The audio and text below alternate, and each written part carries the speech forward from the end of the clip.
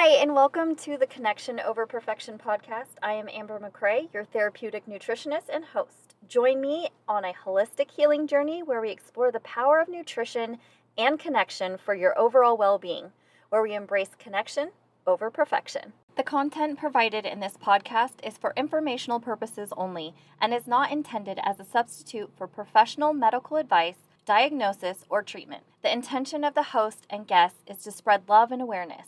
Always seek the advice of your physician or trusted healthcare provider with any questions you may have regarding a medical condition. Never disregard professional medical advice or delay in seeking it because of something you've heard in this podcast.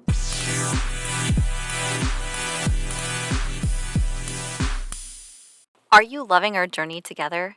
Then you'll definitely enjoy the Podcast Connection Network, alongside Hunter Allen of Everything is Connected and Heather Harrington from Hot Mess Espresso. We're bringing a rich mix of stories and insights. Each show adds its own flavor to our vibrant network. Dive in and explore. Your next podcast obsession is waiting. Join us in this ever-growing community of authentic voices. The link is in my link tree or in the description of this episode. Okay, amazing souls, welcome back to another episode of Connection Over Perfection. Today, I am honored to introduce to you an extraordinary individual whose journey through the world of holistic wellness is nothing short of remarkable. Our paths first crossed at the Energetic Health Institute, we know as EHI.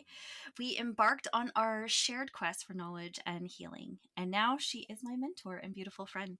One of the things that I really love about Addie is that she is all about teaching how to learn. She continuously challenges me to push myself further, helping me create confidence and knowledge on my own versus just being told the answer. I believe this is one of the things that makes her such a wonderful mentor. So thank you for that, Addie.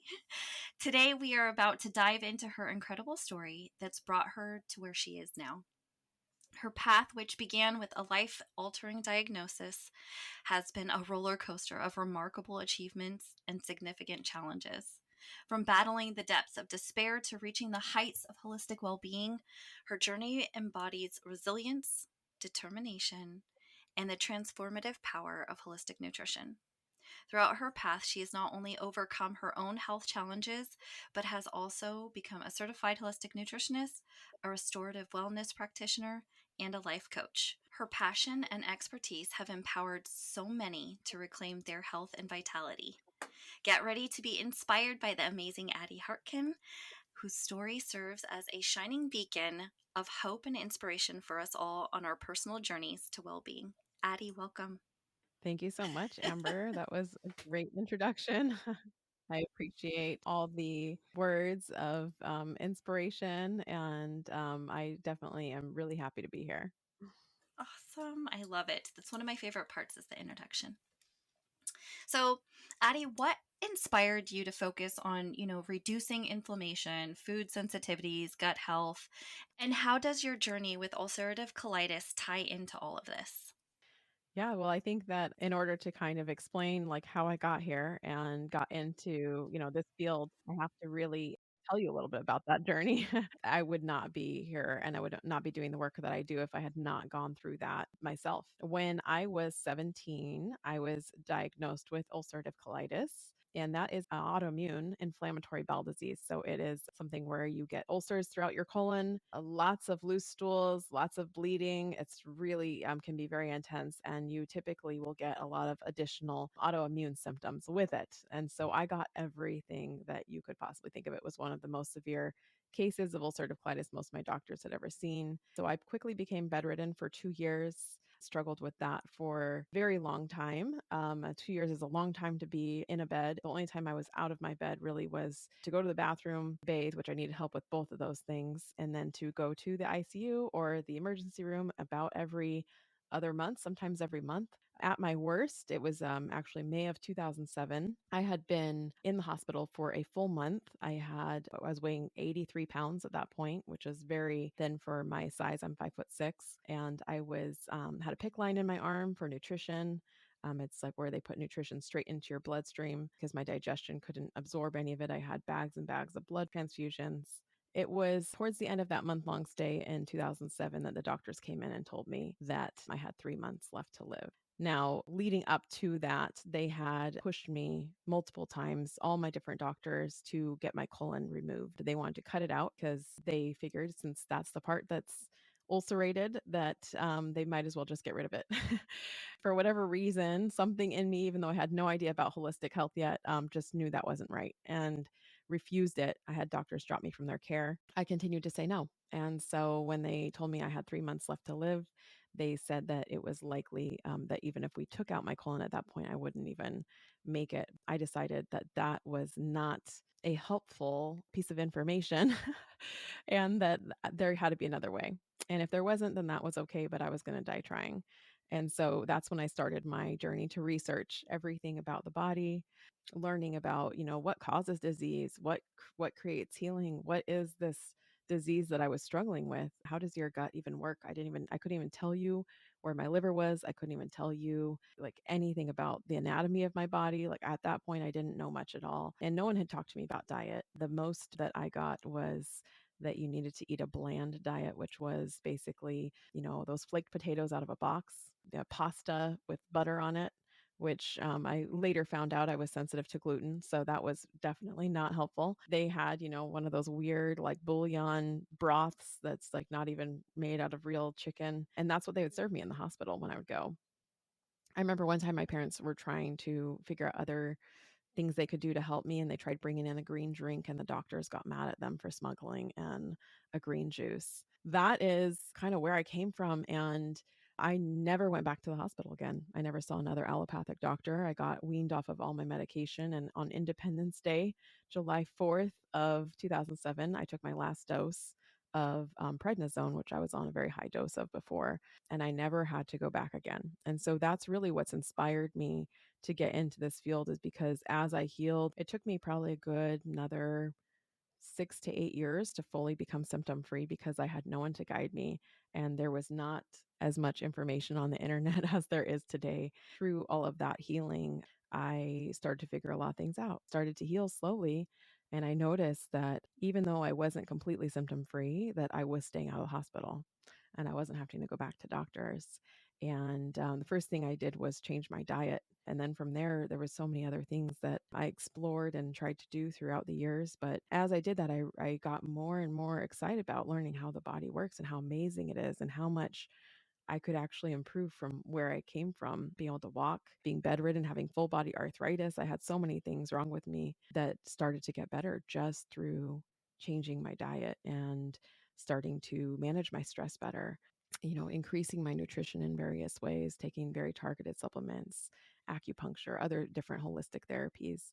And that made me very inspired to share that with other people because when I was first diagnosed, it just felt like a death sentence. They said, "This is a chronic disease. You will never cure it. You'll have this your entire life. We need to take out your colon and we need to put you on medication to shut your entire immune system down." And they're like, "This is it. This is your life now." And that was devastating as a 17-year-old when I was diagnosed. And so to find out ways that I could make that not true, I was like, people got to know this stuff, right? Like we've got to know, we've got to share this information and get that out there. Yeah, Because how many people are being told the same things about maybe not even just ulcerative colitis, maybe all sorts of other diseases, right? right. And how many people are in their hospital beds eating a bunch of junk that's just keeping them sick? They're being prescribed that by the doctors. That is something that definitely fueled my passion for the work that I do and really made me want to get this out there and share with people that, yes, there's a place and a time and a place for Western medicine. I feel like for emergency situations, your heart stops, you've got a broken bone, something like that. We Yeah, need exactly. Western medicine for that type of stuff. For chronic disease, that's where I really start to question where their role comes in. I think that there's so much we can do for with preventative medicine, and there's so much we can do to heal when we're experiencing chronic disease with natural methods and within that are within our own power. There are tools that are within your own reach right now, and you don't need anybody to approve it for you. Yes, I wholeheartedly agree. And Addie, I just want to thank you for being so vulnerable and sharing your story with us. And that is amazing, that the resilience, you're like, no, this isn't my end. I'm going to do whatever I can just to even learn and grow and question. And I think that that is one of the things that I talk about a lot, is just beginning to question. is beginning to question and the empowerment that you feel. And I love hearing you talk about your story and just that so many people are where you were. They are being diagnosed. They are being told that this is the end all be all. There are no other options. You're saying, listen, there are so many other options, Yeah. options that are doable. And I think too that that is something that most people don't understand. And I think that it's scary for them because, and I don't know if you've experienced this, is that that change can be scary because stepping outside of what we've been programmed or told our whole lives is this is the way it's supposed to be. There, we don't even know what's on the other side of that. Right. And so let me ask you a question. When they told you, hey, this is what it's going to be, was it just a feeling in you like, I'm going to just research instead of just taking on what they told you? Because honestly, so many people just take that on as their fate. What do you think made that different for you? It's a hard question to answer, because I think there are so many things that went into it. I think part of it was I was raised to think for myself, to not just take things at face value. So, thanks to my parents for instilling that and giving me the courage to consider thinking of another way. But I had already researched a little bit at that point, not much. If they gave me a medication, I would look up the side effects, see if it seemed like something really right for me. So I was always kind of pushing back on things that I felt like weren't quite right for me. They would give me medications where the side effects were more diarrhea or more intestinal bleeding or things like that. And I'd be like, why are you giving this to me when potentially like it could worsen my symptoms, right? When it's why are the side effects are the things I'm trying to get away from. I would also check the medications before the nurses gave it to me. I can't tell you how many times I would be almost given the wrong medication or I was given the wrong medication at various points. So I'd already started to be more involved in my healthcare than maybe they expect from most people. And so I think that somewhere in me, I started to feel a little bit rebellious because I started to notice all these things and I started to feel kind of frustrated and hurt by the doctors, even that they, if I refused to get my colon taken out, that they would drop me from their care. Like, how is that even okay? They never gave me a message of hope, that there was always doom and gloom, and I think I just started to notice those things and just feel intuitively that that wasn't right, that that was not the answer, that there was no way that that was right. Yeah, no, that's huge. Yeah, That's huge. So I think I hear the two things that really stood out for you that kind of were pivotal in your healing journey was one, that you were allowed to question, which is right. really foreign to so many people. I think this generation, becoming aware of how important it is to allow their kids to ask questions and be curious and, like you said, that pushback, right? Exactly. So I think that that's such a huge thing. And then also that you were your own advocate. And I think that that is a huge piece that so many people are missing.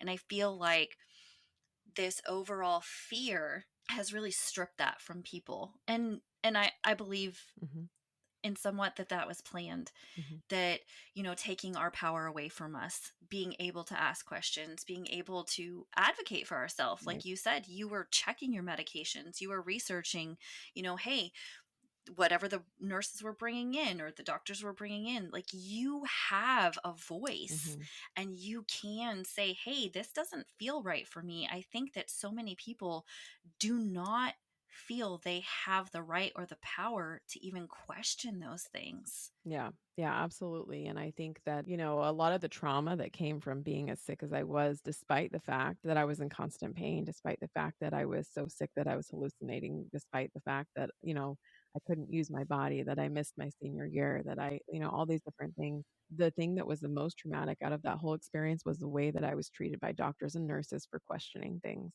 and for trying to make my own choices. They even at one point got social services involved even when I was 20 years old, when they were telling me I had 3 months left to live. Before they gave me that diagnosis, they got social services involved, um, thinking that maybe they could kinda get my parents away from me, because they were supportive of my views, and they were trying to kind of, like, break us up basically as a family unit, in order to get me to do what they wanted me to do because I think they were scared because the doctors didn't know how to help me. They didn't want my death as a mark on their record. There was lots of ugly things like that that happened, and I don't think that anyone was maliciously trying to be terrible, but I think that they're trained to be a certain way, how to think a certain way, and when someone questions that and pushes back, it's foreign to them, and I think that it's scary to them because they don't have those answers. How to manage disease, they don't know how to actually heal, and so I think that that is just part of their training, and that's not any fault of these people, but I think that it's something that as individuals and just people trying to heal, that's something important for us to learn is that the healing is actually in our hands. And we've been kind of conditioned to see the white coat as the authority and to feel like we don't know anything and we just have to listen to what they say because they have all this training, because they have a PhD, because they've done all this years and years of expensive schooling. And the reality is that they know very well how to manage symptoms and suppress them and change medications and things like that. They don't know how to actually help you heal. Yeah, that I love that perspective. And I love that you highlighted that, you know, a lot of people, when we talk about Western medicine, there's this very negative energy. But that you highlighted that it's not malicious. Most people are not being malicious. It's just a lack of when you don't know, you don't know. Exactly. Again, that overall fear that is used as a tool to get people to cooperate has worked for so long and still works for so many Mhm. that they just use that tool to protect themselves. Mhm. Like you were saying, they Mhm. didn't want to take the fall for that. Right. It wasn't really about you, it was about them. And I think that that is what so many people are finding out now Mhm. is that they're like, "Well, wait, what about me? Right. What about us in this?" Yeah. And that's one of the things that I am so passionate about holistic nutrition is that it's so individualized and that we're all so different. And speaking of that, it goes back to our gut. How does gut health influence our overall well-being and the connection with ourself? You talked a lot about that Mhm. and, intuitive and things like that. So how does that relate to being connected to yourself and others?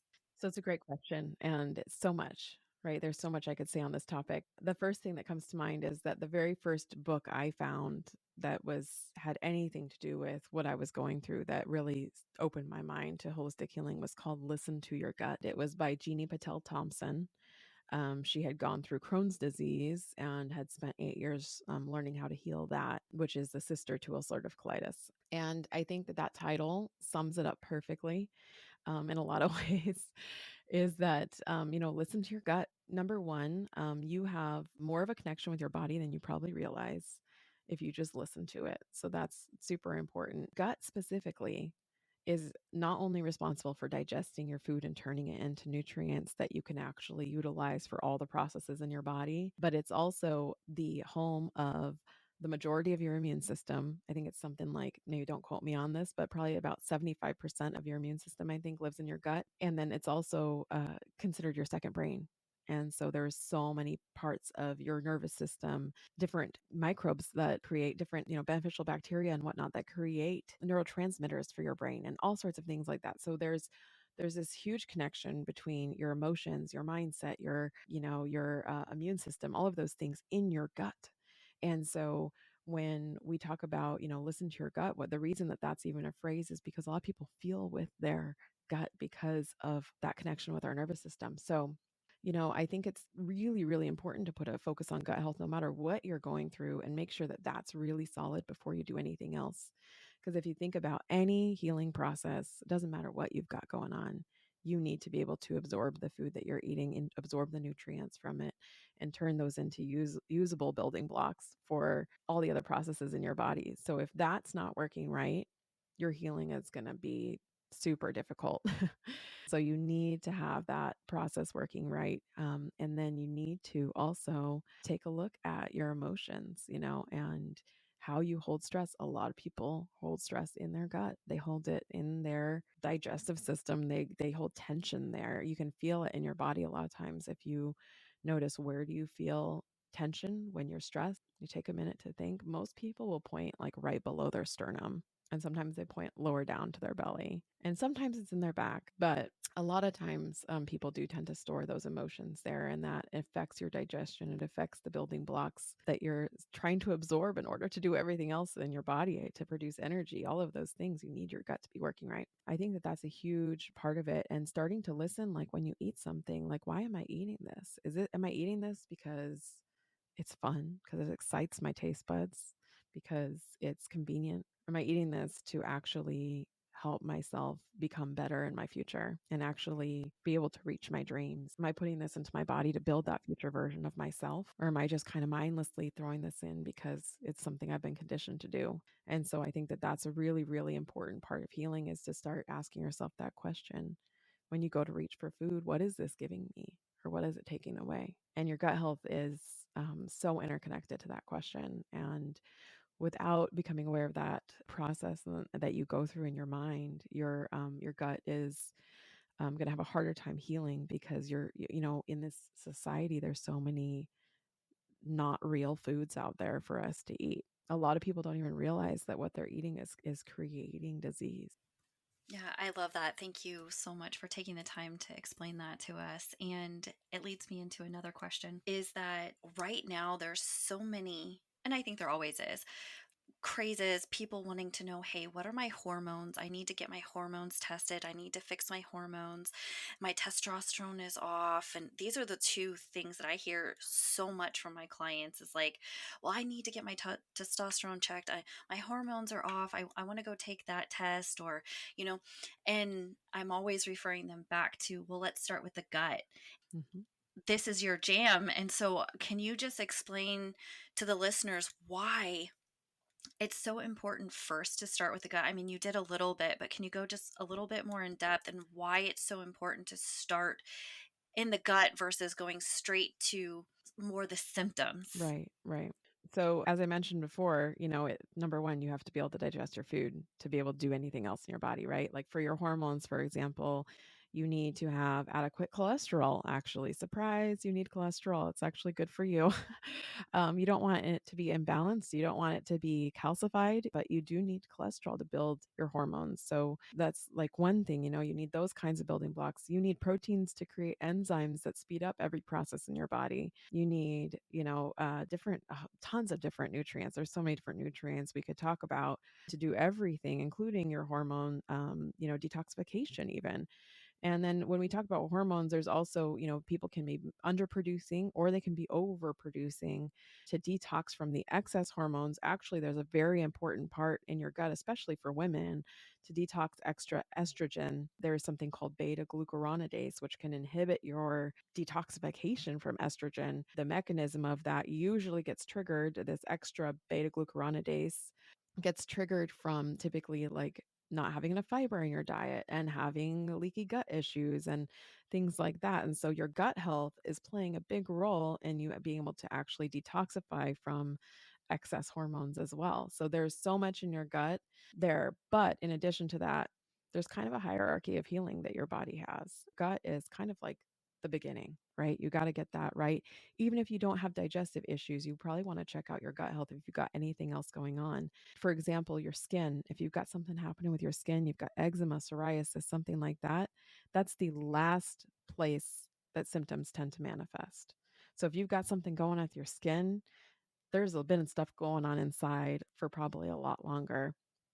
And so starting with your gut as that foundation and working your way out is usually much more effective than just jumping straight to hormones. If you just go and you just, supplement with DHEA, or you supplement with pregnenolone or progesterone or something like that, or you even go on like bioidentical hormones or synthetic hormones for that matter, but you just do that, you're not actually addressing the root cause.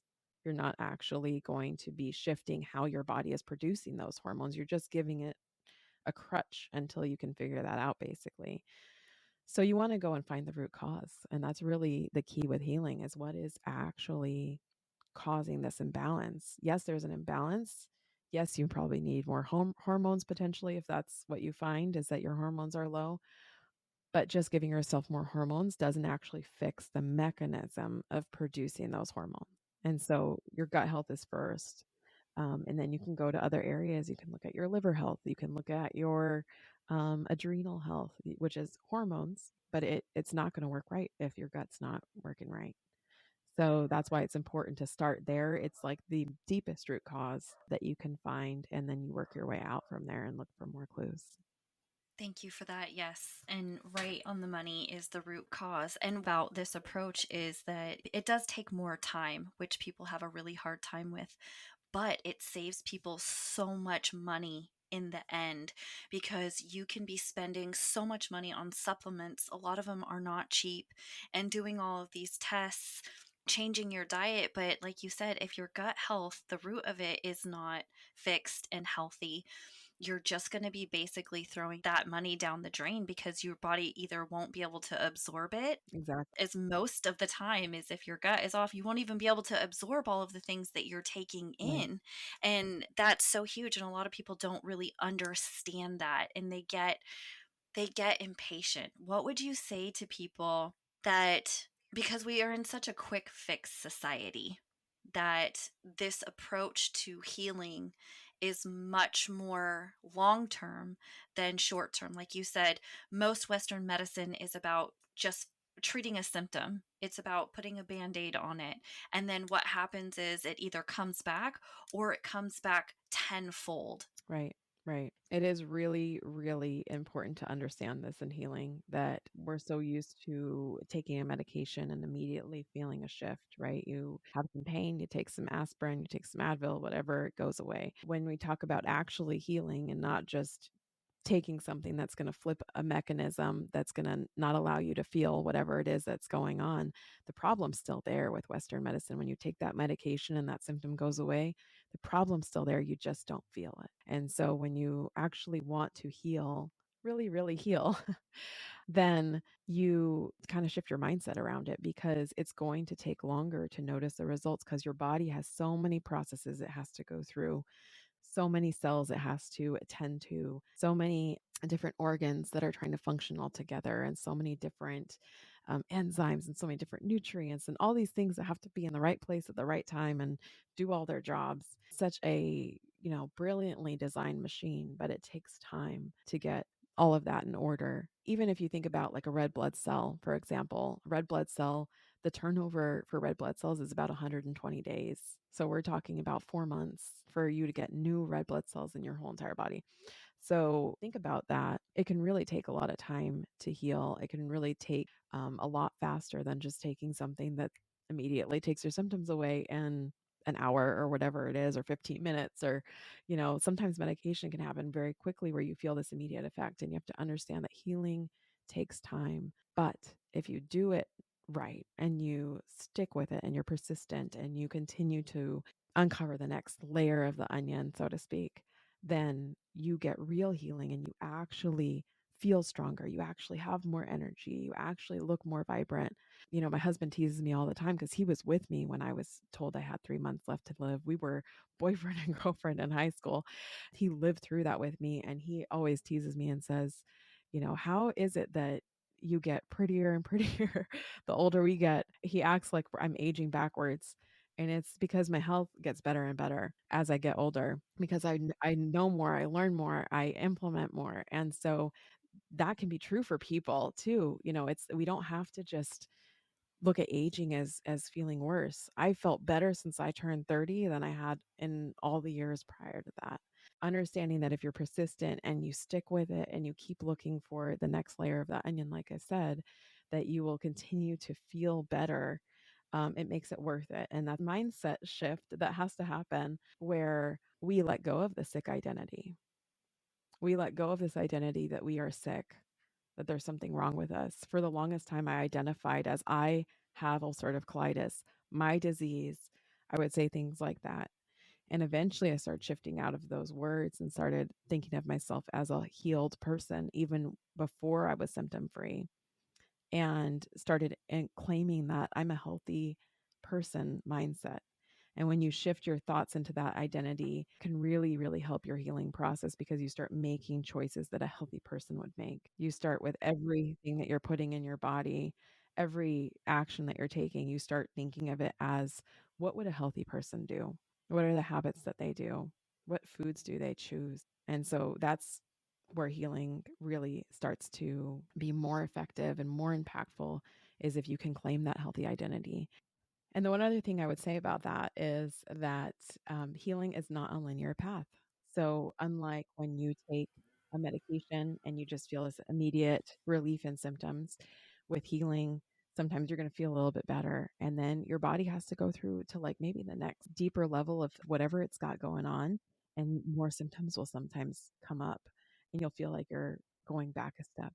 But if you see it through it, it's called a healing crisis. So if you see yourself through that and you continue to do all the things you know are good for you, then that will eventually get better too. And so healing can be kind of a winding path, and also a little bit of detective work where you have to figure out, okay, what's the next step? This is resolved. Now what? Maybe your gut's good. Maybe we do need to take a look at hormones now. Maybe we do need to take a look at if there's any like heavy metals or things like that. And so being patient, being persistent, and claiming your new healthy identity, I think are some of the most important things you can do to truly, truly heal. I love that. You said so many good things in there. I'm like trying to write them. I wrote them down in my brain instead of on my paper, which I should have wrote them on my paper. But you were saying the first one that comes to my mind is words. Words are so powerful, and I love that you touched on that, and that healing your body and your gut and your physical does not just start in that physical. Doesn't just include food. It doesn't just include supplements. It doesn't just include, cleaning up your gut. It also does include your mindset shift, your perspective, the way that you are looking at things, the way that you are speaking to yourself, and how much power that actually has on your healing journey. And this is with anything, really, but in this healing journey, that has so much power, and I don't think people give it enough credit. They're like, "Oh, well, this is not really going to make a difference." You know what I mean? If I just say I have this disease versus I'm I'm a healed person, what is that going to do? That's not going to make it go away, and they have this mindset. But like you were saying, that shift chemically actually changes it within your body, Right. Yeah. and it helps the healing process and helps your body absorb more nutrients and receive the healing that you're providing from the nutrients and cleaning everything up. Yeah. So I think that that's amazing and a beautiful point that you touched on. Mhm. So thank you for that. And back to, when you talk about Western medicine and you talk about what you do and other holistic nutritionists, what I do is that personal approach and really taking a look at the person, getting to their root cause, and just looking at them as a whole versus just a number or another patient in the bed. Could you explain your personal approach, which focuses on understanding the whole person? How does that support healing in different aspects of life, and what makes your approach unique? Absolutely. So this is a great point. This is what makes us holistic practitioners, right? Holistic just means the whole. I think a good way to explain this is to talk about how the doctors want to take out my colon. They saw the colon as the problem. My colon is a problem. Let's just get rid of it. I had the good fortune of speaking to a nurse who actually had gone through that procedure when I was in the hospital. She had gone through that procedure. She had ulcerative colitis. She went through the procedure. They took out her colon, and she had to live with a colostomy bag the rest of her life. Her symptoms went away for a couple months, and then they came back, and she did not have her colon. So that really opened my eyes a lot to the fact that we can't just isolate these pieces of our body, and we also can't eliminate important essential organs to all the processes that we have going on in our body, to try to get rid of the issue. So every piece of our body is working in community with the rest of our body. There's no one piece that works just on its own that's not influenced by something else. And you can see this with all sorts of different disease processes. You can see, if you just even think about your blood doesn't just stay in your heart. Your blood doesn't just stay in one area. I mean, it goes in all sorts of parts of your body. And your, stomach, for example, your stomach helps you digest protein. It helps you absorb your minerals. That protein is the building blocks for pretty much every single structure in your body. It's a building block for enzymes. Without your stomach working properly, then think of all the different things, your skin, your muscles, everything, right? Everything would be impacted. So nothing works in isolation. I think it's really important to understand that. So that's one part of holistic. The other part of holistic is that everybody is bio-individual. Everybody has a different upbringing, different emotional factors that influence their health, different eating habits that affect their health. A lot of times we see certain, families how like maybe they all have a tendency towards obesity or they all have a tendency towards diabetes. And sometimes there's a genetic component there. And sometimes I just wonder how much of that is just the diet and lifestyle that that family shares and how that's influenced their health in a similar way. Everybody has this very individual aspect to them. There is a genetic component. There is, a lifestyle component. There is a what phase of life are they in component. And so what's right for you right now might not be the same thing that's right for you in a couple years. For example, I was vegan at some point in my healing journey. It helped me a lot when I started. I was vegan for 2 years and then I started to plateau. And then I found out I was sensitive to every single legume on the face of the planet, and no longer had a protein source as a vegan that was not creating an immune reaction for me. And so I switched back to meat again, improved a ton more. And so we've got to think of ourselves as individual from other people. We also got to think of ourselves as this moment in your life. What do you need specifically to get over this obstacle that you're at right now or to maintain this level of vibrancy that you have? And so, as holistic nutritionists, that's what we look at. And we try to use some objective testing. We also look at, your habits, and then also, the emotions is you touched on that, Amber, is the emotions is hugely impactful, your emotional state in your health overall. And in fact, I would put money on that pretty much anybody with any sort of chronic disease started with an emotional component. Maybe they experienced some trauma. Maybe they had a stressful event in their life that triggered that their body just couldn't cope with anymore. So when we are stressed and have these intense emotions, it sets the groundwork or kind of creates a susceptibility to getting infection and getting overloaded with toxins and things like that. And sometimes the toxin overload is already there. Sometimes that also weakens things. But between the toxins and the emotional component, that's kind of like where I see most of chronic disease starting. And then from there, things kind of snowball. So looking at everything from that perspective is hugely important to help you heal.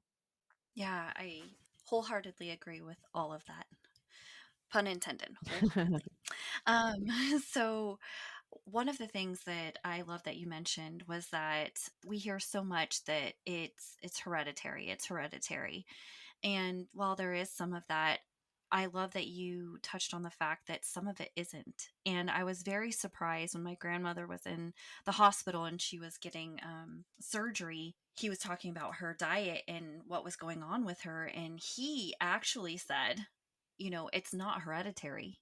They say it's hereditary only because of the way that people do things in their family. So the way that they eat passes down from generation to generation.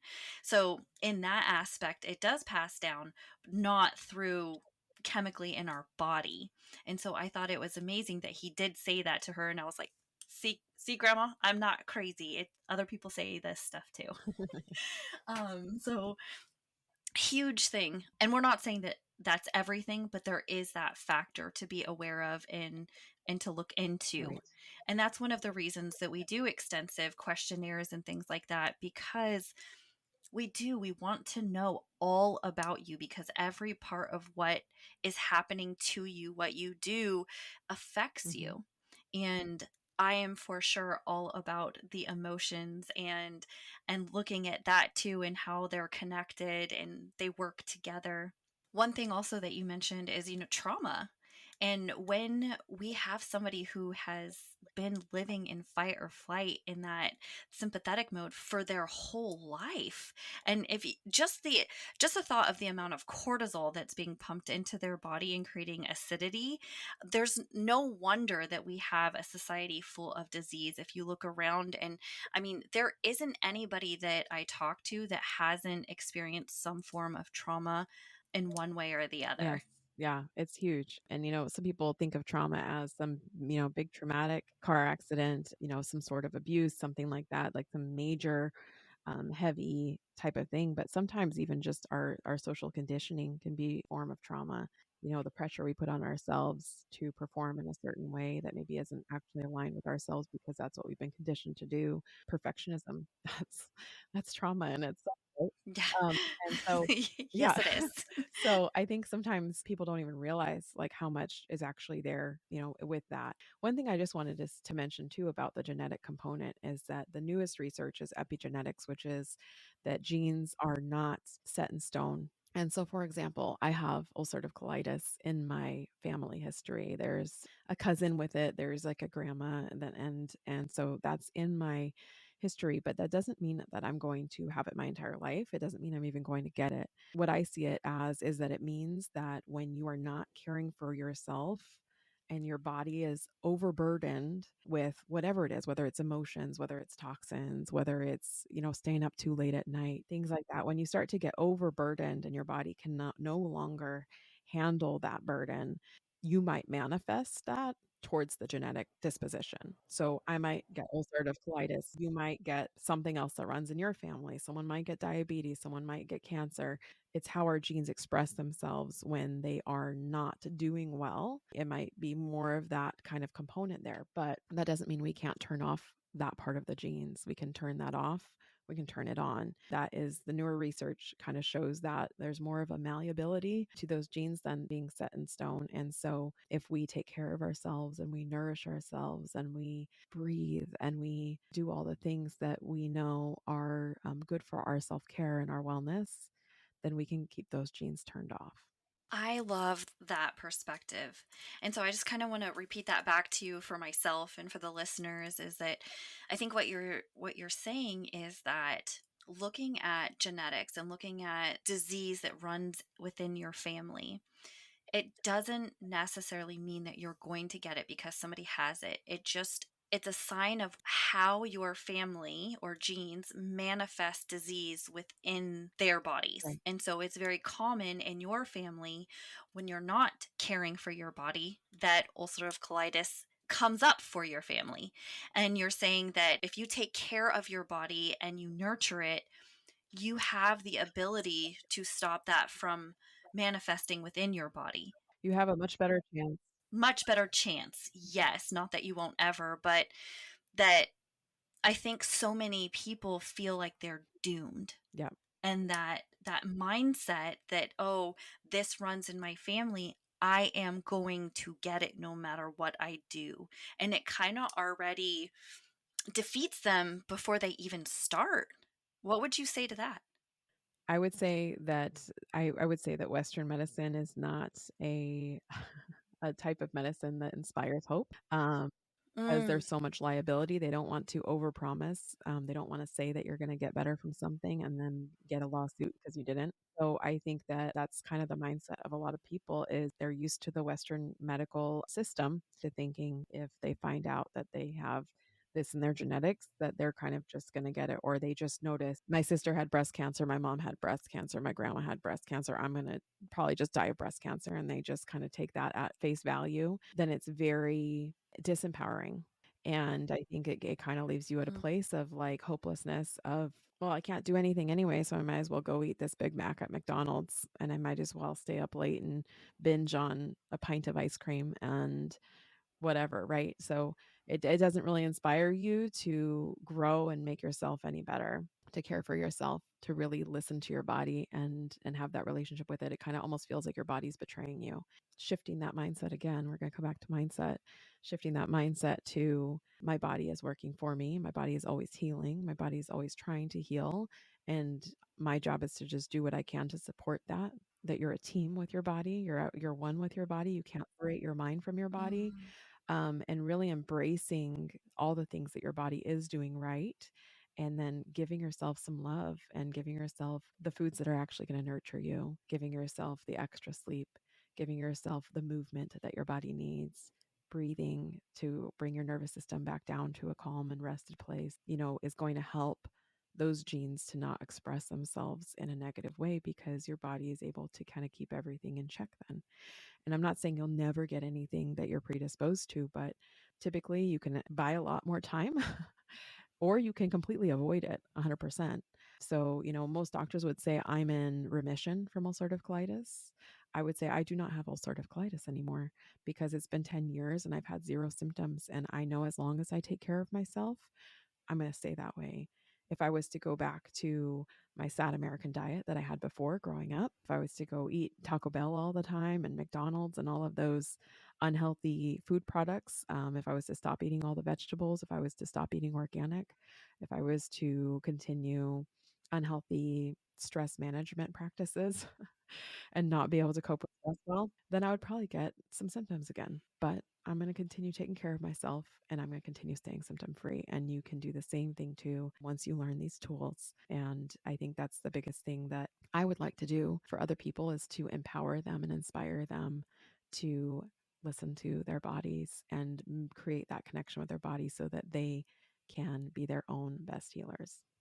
I love that. And that kind of answered my last question, was that, what is one piece of advice that you would give our listeners who, are starting their healing journey? What would they incorporate? And please add anything, but one of or two of the biggest things that I've heard you say throughout this whole episode is perspective and empowerment. Absolutely. Listen to your body. That's big. A lot of my clients that start with me, they think, like, oh, well, what I'm eating, I don't feel anything from it. It doesn't feel bad. And then as we start to clean everything up, they become more and more sensitive and in tune with their body.